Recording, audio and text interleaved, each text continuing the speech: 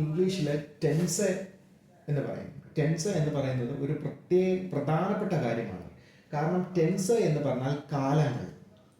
അതായത് ഏത് സമയത്താണ് എന്ന് ഒരു വ്യക്തി ഒരു കാര്യത്തെക്കുറിച്ച് മനസ്സിലാക്കുന്നതിനാണ് ടെൻസ് എന്ന് പറയുന്നത്. ഏത് കാലം, അതായത് കാലം എന്ന് പറഞ്ഞാൽ പ്രസന്റിലാണോ, അതായത് ഇപ്പോഴാണോ നടന്ന കാര്യത്തെക്കുറിച്ചാണോ നമ്മൾ പറയുന്നത്, ഇപ്പം നടന്ന കാര്യത്തെക്കുറിച്ചാണ് നമ്മൾ പറയുന്നത് എങ്കിൽ നമ്മൾ ഉപയോഗിക്കേണ്ട ഒരു പാറ്റേൺ ഉണ്ട്.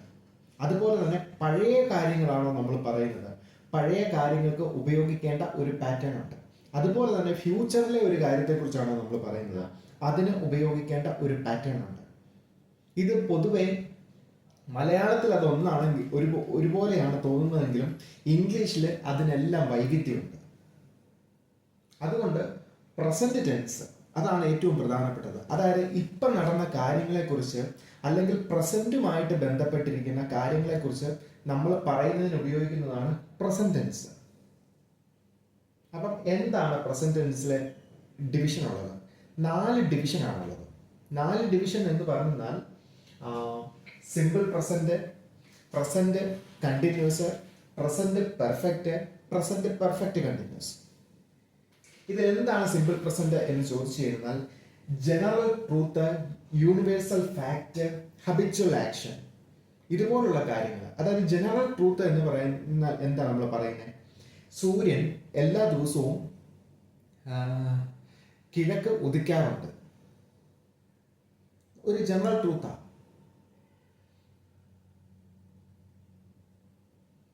ഇനി യൂണിവേഴ്സൽ ട്രൂത്ത് ആണത്. ജനറൽ ഫാക്ട് എന്ന് പറഞ്ഞാൽ എന്താണ്, എല്ലാ ദിവസവും സംഭവിക്കുന്ന ഒരു കാര്യം. കിട്ടിയോ? ജനറൽ ഫാക്ടിന് ഒരു ഉദാഹരണമാണ് 100 ഡിഗ്രി സെൽഷ്യസ് വെള്ളം ചൂടാകും, സെൽഷ്യസിൽ വെള്ളം ചൂടാകാറുണ്ട്. കാരണം ഒരു ജനറൽ ഫാക്റ്റാണ്, എല്ലാവർക്കും അറിയാം. 100 ഡിഗ്രി സെൽഷ്യസിൽ വെള്ളം ചൂടാകാറുണ്ട്, ഒരു ജനറൽ ട്രൂത്താണ്. ഇനി ഒരു ഹബിച്വൽ ആക്ഷൻ. ഹബിച്വൽ ആക്ഷൻ എന്ന് പറഞ്ഞാൽ നമ്മൾ എല്ലാ ദിവസവും ചെയ്യുന്ന പണികൾ. ഒരു ദിവസമല്ല, കൺസിസ്റ്റന്റ് ആയിട്ട് നമ്മൾ എല്ലാ ദിവസവും അങ്ങനെയാണ്. എല്ലാ ദിവസവും രാവിലെ 5 മണിക്ക് ഞാൻ എഴുന്നേക്കാറുണ്ട്. നമ്മൾ പറയുന്നുണ്ട് കേട്ടോ, മലയാളത്തിൽ പറയുന്ന ചെയ്യാറുണ്ട്. നമ്മൾ ചെയ്യാറുണ്ട് എന്ന് പറയുന്ന കാര്യമെല്ലാം ഒരു സിമ്പിൾ പ്രസന്റിലാണ് നമ്മൾ പറയുന്നത്. എന്തുകൊണ്ട്? അതെല്ലാ ദിവസവും ചെയ്യുന്ന കാര്യങ്ങളാണ്. ഞാൻ എല്ലാ ദിവസവും 1 മണിക്കൂർ ബുക്ക് വായിക്കാറുണ്ട്. ഞാൻ വായിച്ചുകൊണ്ടിരിക്കുന്നു എന്നൊന്നും അതിനർത്ഥമില്ല. ഞാൻ വായിക്കാറുണ്ട്. കോമൺ ആയിട്ട് എന്നെക്കുറിച്ച് ഒരു ജനറലായ ഒരു ഒപ്പീനിയനാണ് ഞാൻ പറയുന്നത്. അങ്ങനെ സ്റ്റേറ്റ്മെന്റ്, ഫാക്ട്, ഹബിച്വൽ ആക്ഷൻ, ഇതുപോലുള്ള കാര്യങ്ങൾ സംസാരിക്കുന്നതിനായിട്ട് നമ്മൾ ഉപയോഗിക്കേണ്ടതാണ് സിമ്പിൾ പ്രസന്റ് എന്ന് പറയും. ഇനി അടുത്തതാണ് നമ്മൾ പ്രസന്റ് കണ്ടിന്യൂസ്. പ്രസന്റ് കണ്ടിന്യൂസിന്റെ പ്രത്യേകത എന്താണെന്ന് വെച്ച് കഴിഞ്ഞാൽ അതിനൊരു കണ്ടിന്യൂറ്റി ഉണ്ട്.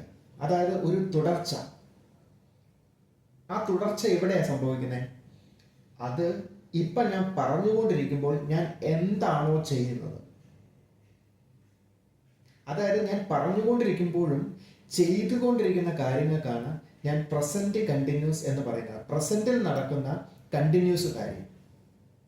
ഞാനിപ്പോൾ പഠിപ്പിച്ചുകൊണ്ടിരിക്കുകയാണ്, അല്ലെങ്കിൽ ഞാനിപ്പോൾ സംസാരിച്ചുകൊണ്ടിരിക്കുകയാണ്, ചെയ്തുകൊണ്ടിരിക്കുകയാണ്. മലയാളത്തിൽ വരുമ്പോൾ ഇങ്ങനെയുള്ള കാര്യങ്ങൾക്ക് നമ്മൾ ഉപയോഗിക്കുന്ന സംഭവമാണ് present continuous. I am talking about you. ഞാൻ നിന്നെക്കുറിച്ച് സംസാരിച്ചു കൊണ്ടിരിക്കുകയാണ്. മറ്റതെങ്ങനെയാണ്? I talk about you. ഞാൻ നിന്നെക്കുറിച്ച് സംസാരിക്കാറുണ്ട്. നമ്മളൊരു ആളെ കാണുമ്പോൾ എങ്ങനെയാണ്? ഞാൻ നിന്നെ പലപ്പോഴും ഓർക്കാറുണ്ട്. അങ്ങനെയല്ലേ പറയുന്നത്? അതൊരു സ്റ്റേറ്റ്മെന്റ് ആണ്. ജനറലായിട്ട് നമ്മൾ ചെയ്യുന്ന ഒരു കാര്യത്തെക്കുറിച്ച് നമ്മൾ പറയുക സിമ്പിൾ പ്രസന്റ് ആണ്.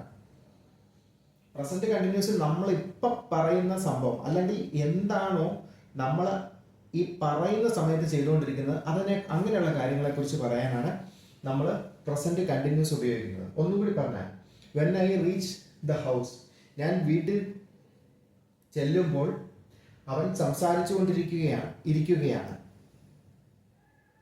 ഞാൻ എൻ്റെ വീട്ടിൽ ചെല്ലുമ്പോൾ when I reach my house my wife is preparing food. ഞാൻ എൻ്റെ വീട്ടിൽ ചെല്ലുമ്പോൾ എൻ്റെ ഭാര്യ ആഹാരം പാകം ചെയ്തുകൊണ്ടിരിക്കുകയാണ്. പ്രസന്റാണ്, രണ്ടും പ്രസന്റാണ്, ചെയ്തുകൊണ്ടിരിക്കുകയാണ്. കണ്ടോ, ഇങ്ങനെയുള്ളതാണ് പ്രസന്റ് കണ്ടിന്യൂസ്. ഇനി പ്രസന്റ് പെർഫെക്റ്റ്, ഇതാണ് ഇച്ചിരി കോംപ്ലിക്കേറ്റഡ് എന്ന് പറയുന്നത്.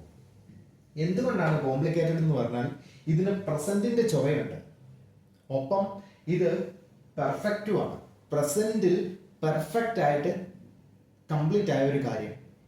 പ്രസന്റിൽ കംപ്ലീറ്റ് ആയി എന്ന് പറയുമ്പം അതിന്റെ ആക്ഷൻ കഴിഞ്ഞു, പക്ഷെ അതിന്റെ റിസൾട്ട് അവിടെ നിലനിൽക്കുന്നു. ഇതാണ് അതിന്റെ അർത്ഥം. ഒന്നുകൂടി വ്യക്തമാക്കി കഴിഞ്ഞാൽ ഐ ഹാവ് ടേക്കൺ മൈ, നമ്മളിപ്പം ഫുഡിനെ കുറിച്ച് പറയാം, അതാണ് ഏറ്റവും നല്ലത്. ഒരു ഫുഡ്, ഈ ഫുഡിനെ കുറിച്ച് ഞാൻ രാവിലെ എഴുന്നേറ്റു, ഇന്ന് രാവിലെ ഞാൻ എഴുന്നേറ്റിട്ട് ഞാൻ ഈ ഫുഡ് കഴിച്ചു. ഫുഡ് എൻ്റെ വയറ്റിൽ ചെന്നു. അപ്പം ഞാൻ ഈ ഫുഡ് വയറ്റിൽ ചെന്ന് കഴിഞ്ഞ് ഞാൻ അടുക്കളയിൽ ഡൈനിങ് ടേബിളിൽ നിന്ന് എഴുന്നേറ്റ് വരുമ്പം ഒരാൾ എന്നോട് ചോദിക്കുവാണ്, നീ ഫുഡ് കഴിച്ചോ? അപ്പം ഫുഡ് എന്ന് പറയുന്ന, ടേക്ക് എന്ന് പറയുന്ന അവസ്ഥയിൽ നിന്ന് ഞാൻ മുക്തനായി. അതായത് ഫുഡ് കഴിക്കുന്നു എന്ന അവസ്ഥ ഞാൻ ഫിനിഷ് ചെയ്തേ ഉള്ളൂ. പക്ഷെ എനിക്ക് എൻ്റെ ഫുഡ് എവിടെയുണ്ട്? ഫുഡ് എൻ്റെ സ്റ്റൊമക്കിലുണ്ട്. അതുകൊണ്ട് വീണ്ടും ഒരാൾ എന്നോട് ഫുഡ് കഴിക്കാവോ എന്ന് ചോദിച്ചാൽ എനിക്ക് കഴിക്കാൻ പറ്റത്തില്ല. കാരണം ഫുഡ് കഴിച്ചു എന്നതിൻ്റെ ആക്ഷൻ കഴിഞ്ഞു പോയെങ്കിലും അതിൻ്റെ ഭാഗമായി നിലനിൽക്കുന്ന എൻ്റെ വയറ്റിൽ, സ്റ്റൊമക്കിൽ ഫുഡ് ഉണ്ട് എന്ന അവസ്ഥ, അതല്ലെങ്കിൽ ആ റിസൾട്ട് അവിടെ ഉള്ളത് കൊണ്ട് വീണ്ടും എനിക്ക് ഫുഡ് കഴിക്കാനുള്ള ശേഷിയില്ല. അങ്ങനെ ഫുഡ് കഴിക്കാൻ പറ്റാത്ത ആക്ഷൻ കഴിഞ്ഞെങ്കിലും ആ കഴിഞ്ഞതിൻ്റെ റിസൾട്ട് എൻ്റെ ശരീരത്തിൽ ഉള്ളത് കൊണ്ട് എനിക്ക് ഫുഡ് കഴിക്കാൻ പറ്റാത്ത അവസ്ഥയാണ് ഉള്ളത്. അങ്ങനെയുള്ള ആ ഫുഡ് കഴിക്കാൻ എത്ര നേരം എനിക്ക് പറ്റാത്ത അവസ്ഥയുണ്ടോ അത്രയും നേരം വരെ ഈ ഫുഡിന് പ്രസന്റ് പെർഫെക്റ്റിന്റെ ചുവയുണ്ടാവും. I have taken my breakfast എന്ന് പറഞ്ഞാൽ അങ്ങനെ പറയുന്ന ആളോട് നമ്മൾ ഇനി നിർബന്ധിക്കേണ്ട കാര്യമില്ല. ഞാൻ എൻ്റെ ഫുഡ് കഴിച്ചിട്ടുണ്ട്, ഇനി എനിക്ക് ഒരു അടി കഴിക്കാൻ പറ്റത്തില്ല എന്നാണ് അതിൻ്റെ അർത്ഥം. I have affected by chicken box എന്ന് ഒരാൾ പറഞ്ഞാൽ അതിൻ്റെ ഒറ്റ അർത്ഥമേ ഉള്ളൂ, അയാളുടെ മുഖത്ത് ചിക്കൻ ബോക്സിന്റെ പാടുകളുണ്ട്. ആ രോഗം ജസ്റ്റ് പോയതേ ഉള്ളൂ, അതിൻ്റെ റിസൾട്ടായ ഫലം അയാളുടെ മുഖത്തുണ്ട്. ഈ മുഖത്തു നിന്ന് ഇത് ഡിസപ്പിയർ ആയി, ഇതിന്റെ യാതൊരു ലക്ഷണവും ഈ പുള്ളിയുടെ ശരീരത്തിലില്ല എങ്കിൽ അത് പാസ്റ്റായി. അതുപോലെ തന്നെ ഫുഡ് കഴിച്ച് ഇനി അടുത്ത ഫുഡ് കഴിക്കാനുള്ള ശേഷി എനിക്കായെങ്കിൽ I took my breakfast at morning എന്നേ പറയത്തുള്ളൂ. കാരണം അതിന്റെ ആക്ഷൻ കഴിഞ്ഞുപോയി, കാരണം റിസൾട്ടും കഴിഞ്ഞുപോയി. ഐ ഹാവ് ഒരു പരീക്ഷ എഴുതാൻ പോകുന്ന ഒരു കൊച്ചിനോട് നീ എക്സാം പഠിച്ചിട്ടുണ്ടോ എന്ന് ചോദിച്ചു കഴിഞ്ഞാൽ ആ കൊച്ചെന്ത് പറയും? ഐ ഹാവ് സ്റ്റഡീഡ് വെൽ, ഞാൻ നന്നായിട്ട് പഠിച്ചിട്ടുണ്ട്. പക്ഷേ കാരണം എന്താ? അയാൾ എക്സാം എഴുതാൻ പോകുന്നതേ ഉള്ളൂ. അപ്പം എക്സാം എഴുതി കഴിഞ്ഞ് പുള്ളിയോട് പുറത്തിറങ്ങി കഴിയുമ്പം എന്തുത്തരം പറയും? ഐ സ്റ്റഡീഡ് വെൽ, ഞാൻ നന്നായിട്ട് പഠിച്ചിരുന്നു.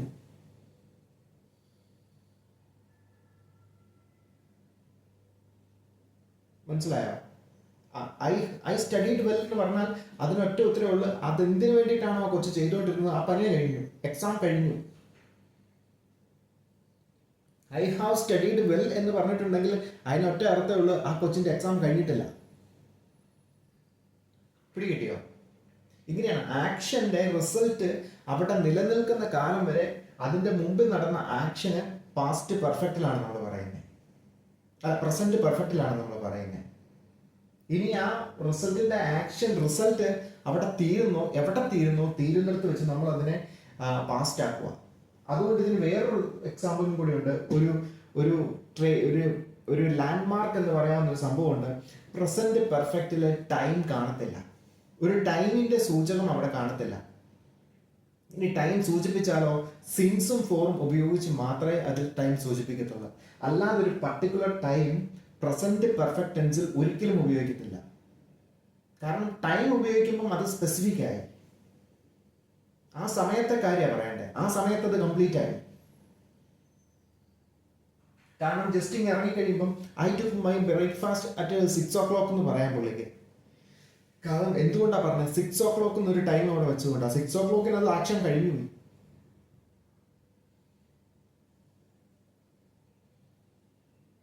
ഫാസ്റ്റായി സംഭവം കണ്ടോ. ഒരേ സാധനം തന്നെ പലതായി മാറുന്നുണ്ടോ സിറ്റുവേഷൻ അനുസരിച്ച്.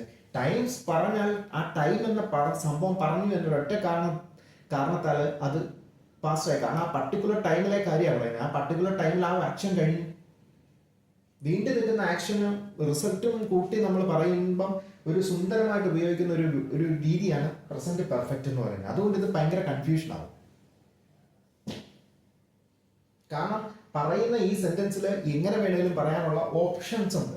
പാസ്റ്റ് ആയിട്ട് പറയാം, പ്രസന്റ് ആയിട്ട് പറയാം, പ്രസന്റ് പെർഫെക്റ്റ് ആയിട്ട് പറയാം. ഇതിൽ എങ്ങനെ നമ്മൾ തിരഞ്ഞെടുക്കുന്നു എന്നുള്ളതാണ് പ്രധാനപ്പെട്ടത്. ഇനി അടുത്തതാണ് പ്രസന്റ് പെർഫെക്റ്റ് കണ്ടിന്യൂസ്. അതിന്റെ പ്രത്യേകത എന്താ?